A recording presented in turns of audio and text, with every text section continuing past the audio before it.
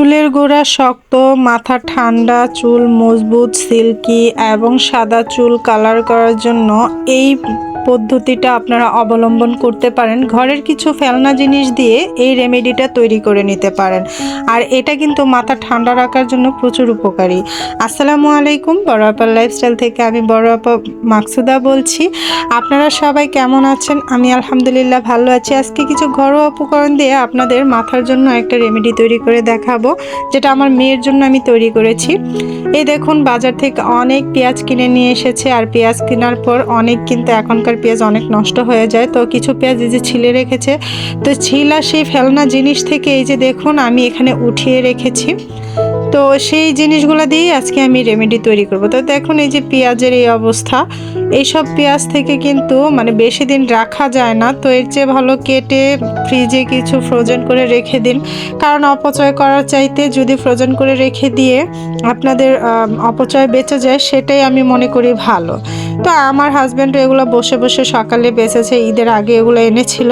তো আমি সেখান থেকে যে ফেলনা পেঁয়াজের খোসাগুলো কিন্তু নিয়ে নিয়েছি, ছিলার পর যে খোসাগুলো পড়ে সেখান থেকে আমি ভালো ভালো অংশটুকু নিয়ে আমি তার সাথে এই যে কিছুটা ডাল ভিজিয়ে রেখেছি। ডাল এখানে 2 থেকে 3 টেবিল চামচের মতো হবে, আর এখানে 1 টেবিল চামচের মতো আমি মেথি দিয়ে দিয়েছি।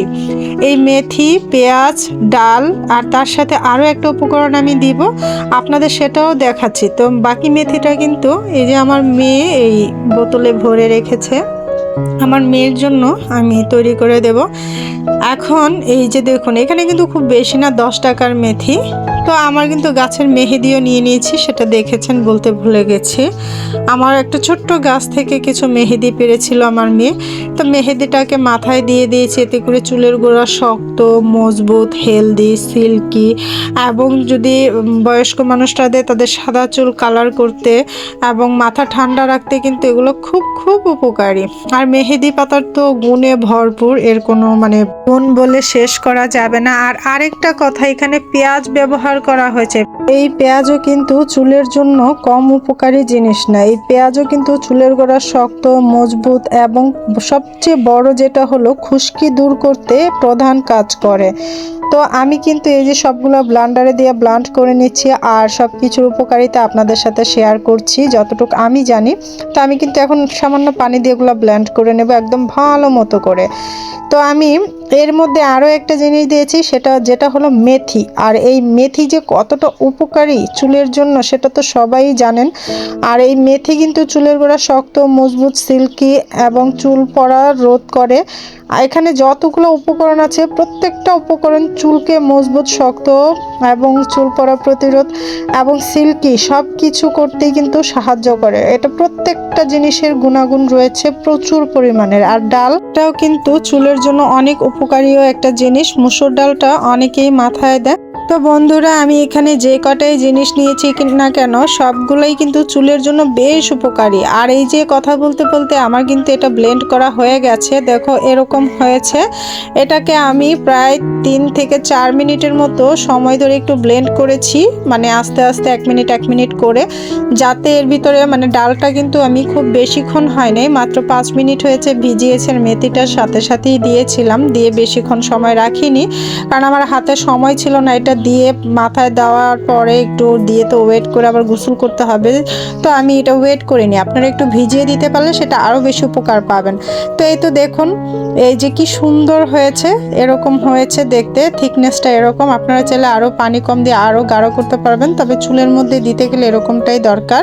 এটা কিন্তু আপনারা যদি সপ্তাহে একবার লাগান, এরকম করে 2 থেকে 3 মাস দেন, চুল পড়া একদম বন্ধ হবে 100%।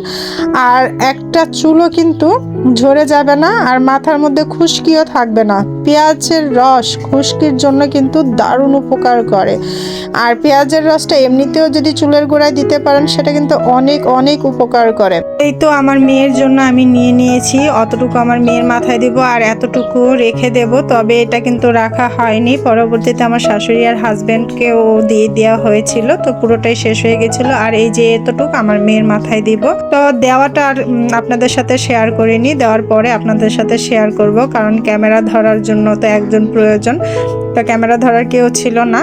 তো এভাবে করে আমি যে আমার মেয়ের মাথায় দিয়ে আপনাদের আবার দেখাচ্ছি। তো এই যে আমার মেয়ের মাথায় এভাবে করে দিয়ে দিয়েছি, দিয়ে আমি এটাকে চুলটা আবার আটকে দিয়েছি, পুরো চুলেই দিয়েছি, বিশেষ করে গোড়ালিতে বেশি করে দিয়েছি যাতে চুলের গোড়াটা শক্ত হয়, মজবুত হয় এবং সিল্কি হয়। আর যারা মাথা ঠান্ডা রাখতে চান তাদের জন্য কিন্তু অনেক উপকারী। তো এটা দিয়ে প্রায় 30-40 মিনিটের মতো মেয়েটা ছিল। তবে আমার মেয়েকে আরও ঘন্টাখানিক রাখতে পারলে ভালো হতো, তবে বাচ্চা মানুষ যদি ঠান্ডা লেগে যায় এই কারণে ধুয়ে দেওয়া হয়েছে। আর আমি দিতে পারি না, এই মেহেদি কিন্তু প্রচুর পরিমাণে ঠান্ডা, আমার অ্যাজমা শ্বাসকষ্টের সমস্যা, সেই কারণে আমি এটা ব্যবহার করতে পারি না বা পারবো না, তাহলে আমাকে অ্যাজমায় অনেক অনেক মানে ভুগতে হবে। তো এই ছিল এই পর্যন্ত। চুলের যত্নে অবশ্যই আপনারা এই রেমেডিটা ব্যবহার করবেন, আপনাদের চুল হবে সিল্কি, মজবুত, চুলের গোড়া শক্ত এবং চুল পড়বে না। তার সাথে যদি সাদা চুল থাকে, আমার শাশুড়ির সাদা চুল আছে কিছুটা, বেশি না, তো সেটাও কালারিং হয়ে যাবে যারা কালারটা পছন্দ করেন। আশা করি একবার হলেও আপনারা ট্রাই করে দেখবেন। আল্লাহ হাফেজ।